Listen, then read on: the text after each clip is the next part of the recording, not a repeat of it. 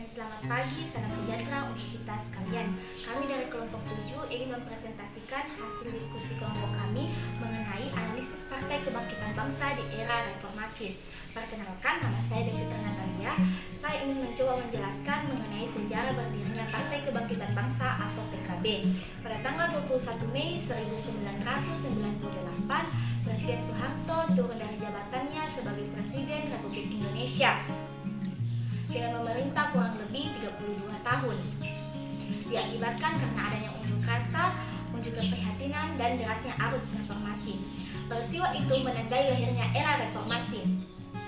Sehari setelah peristiwa tersebut, pengurus besar Nahdlatul Ulama atau PBNU mulai kebanjiran usulan dari warga Nahdlatul Ulama di seluruh pelosok tanah air. Adapun maksud dari desakan dan usulan mereka yaitu mereka menginginkan adanya partai politik yang bisa mewadahi dan menampung aspirasi politik mereka. Sang inisiator pembentukan partai politik Nahdlatul Ulama yaitu Kiai Haji Abdul Rahman Wahid atau Pak Gus Dur. Pada awalnya beliau prihatin kepada kelompok-kelompok NU yang ingin membentuk partai politik karena ini menurut beliau cenderung mengaitkan antara politik dan agama. Tetapi pada akhir bulan Juni 1998, sikap beliau mengendur dan beliau bersedia menginisiasi kelahiran partai politik yang berbasis Ahlus Sunnah Wal Jamaah. Keinginan beliau juga didorong oleh deklarator lainnya seperti Kiai Haji Munasir Ali, Kiai Haji Ilyas Ukiyat, Kiai Haji Mustafa Bisri, dan Kiai Haji Mukcik Muzadi. Kemudian pada tanggal 4-5 Juli 1998 diadakannya silaturahmi nasional ulama dan tokoh masyarakat NU. Melalui kesempatan itu muncul 3 alternatif pemberian nama partai politik, yaitu Kebangkitan Umat, Kebangkitan Bangsa, dan Nahdlatul Ummah. Kemudian telah dilakukannya juga diskusi verifikasi pada tanggal 17 Juli 1998 dan konsultasi dengan berbagai pihak antara tim 5 dan tim asistensi Syariah dan tertib Sia PBNU pada tanggal 22 Juli 1998. Kabar tersebut telah menerima rancangan yang kemudian akan diserahkan kepada pengurus parpol sebagai dokumen dan aturan main partai politik.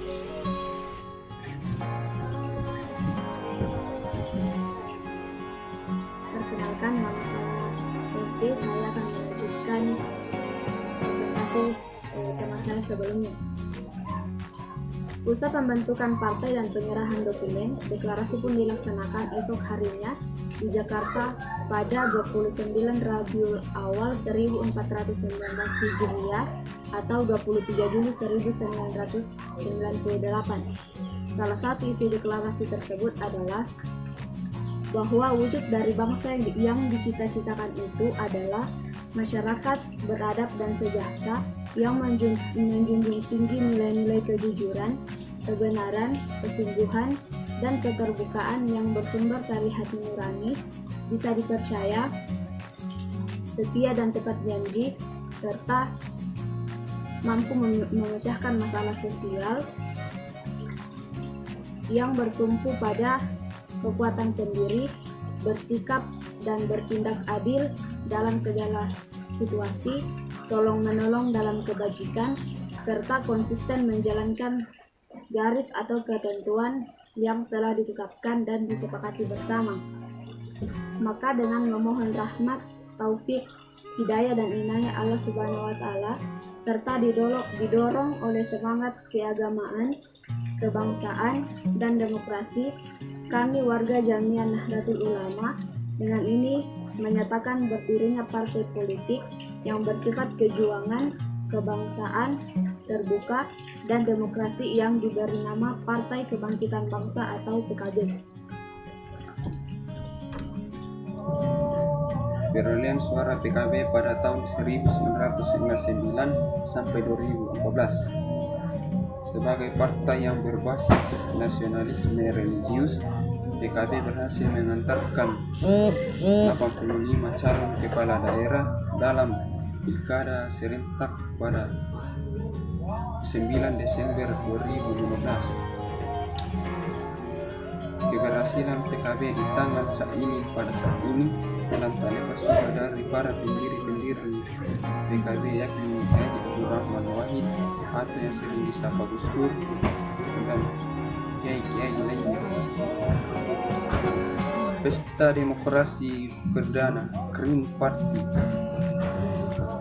sukses besar dengan meraup suara 13 juta suara dan apabila dipersenkan mencapai 12,61% dan mendapatkan 51 kursi di DPR RI.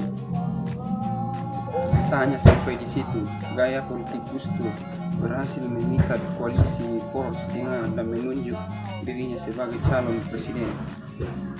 Melalui pemungutan suara pada sidang MPR, Gus Dur terpilih sebagai Presiden RI dan Megawati Soekarno Putri sebagai Wakil Presiden. Pada pemilu 2004-2009, PKB kembali berhasil masuk dalam lingkar 5 besar dan PKB pada saat itu menempati posisi ketiga dengan memperoleh suara 12 juta suara dan apabila dipersenkan 10,61% dan mendapatkan kursi di DPR 52 kursi. Tapi sayangnya pada pemilu 2009-2014 perolehan suara PKB melorot tajam.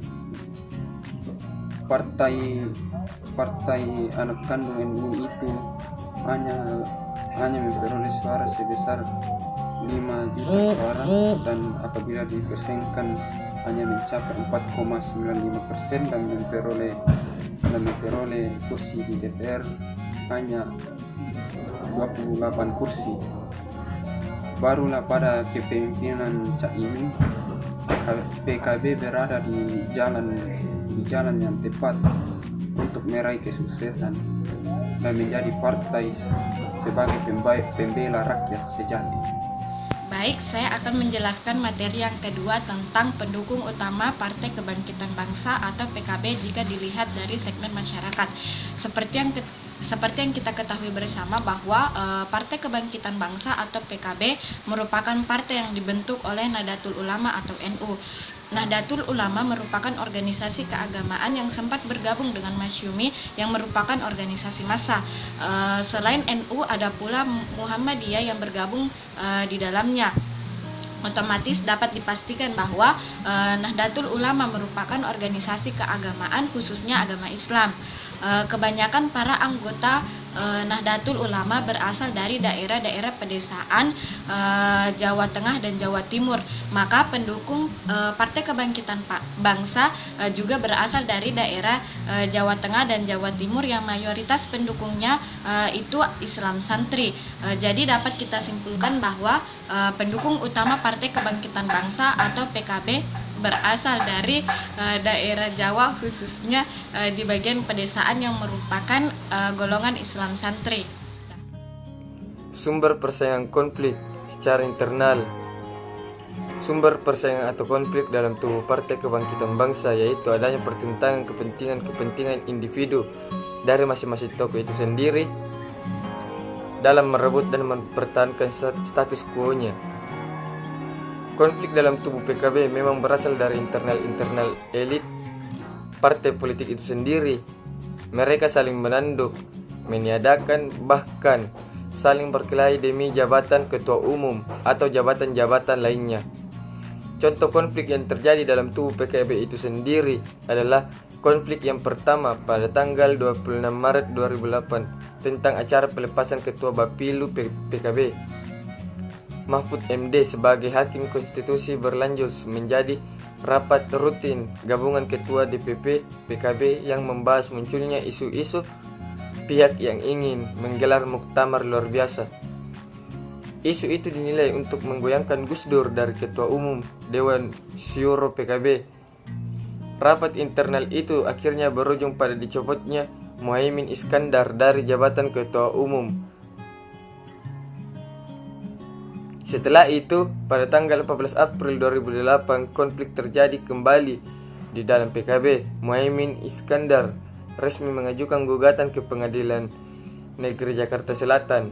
Muhaimin menggugat Ketua Dewan Syuro PKB Gus Dur atas pemecatan dirinya sebagai Ketua Dewan Tahfidz DPP PKB.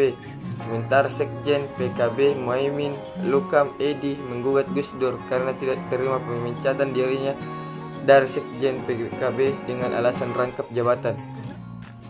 Melalui contoh konflik tadi, maka kita mengetahui bahwa yang menjadi sumber konflik dalam tubuh PKB yaitu karena adanya pertentangan kepentingan individu dari masing-masing tokoh itu sendiri dalam merebut dan mempertahankan status quo-nya.